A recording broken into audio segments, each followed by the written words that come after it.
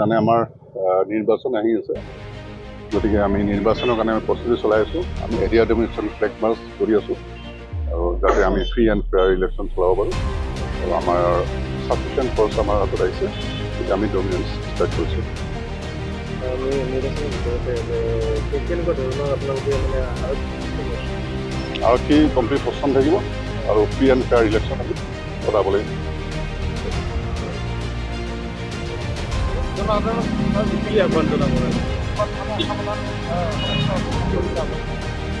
আমি এটা WhatsApp number এটা শ্বেয়াৰ কৰিছিলোঁ ছ'চিয়েল মিডিয়াত, আপোনালোকৰ ছাইডেও পাব।